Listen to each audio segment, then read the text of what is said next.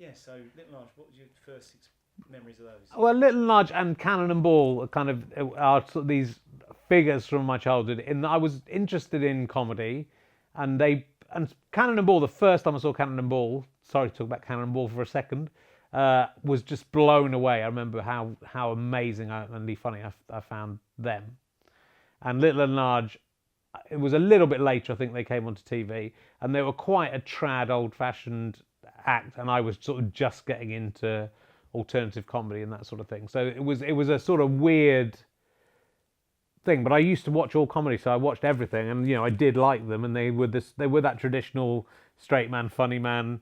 The straight man tries to sing a song, and the funny man comes in and in a deputy dog hat and ruins it. And you sort of loved it, but then were becoming that sort of slightly sniffy teenager.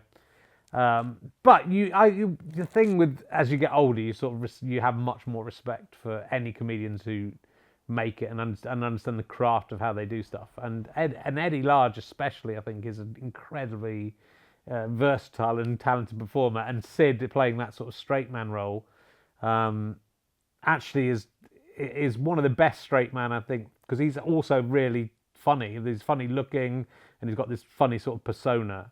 Of taking himself a bit seriously, but being this kind of weedy little guy. So it really did work, but it's sort of odd for me because they were, it came at this sort of point where comedy was exploding. But when we moved to London, me and Stu were looking for work, and the news came up that they were looking for jokes for Little and Large, and so we spent a day writing Little and Large material and sent it all in. But it was sort of semi trying to get paid and semi parody as well. And we knew it was all at the seaside. My favourite joke that we wrote for Little and Large that they didn't do, and I think Stu might have done something with this subsequently, was because they said they're going to film at the seaside. So we wrote all these seaside-based routines. And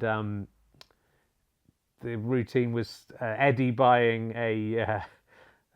was it Syd? No, I think it was Eddie buying a hot dog from a hot dog seller and covering it in mustard and cover it in ketchup, and then he bites the hot dog, and because it's so slippery, the hot dog flies out of the bun and lands in the sea, and then and then shortly after that, Syd comes out of the sea in scuba diving equipment with the snorkel, and the sausage is stuck in the snorkel, and Syd goes, "Argh!" and Eddie looks at the camera and pulls a face and runs away.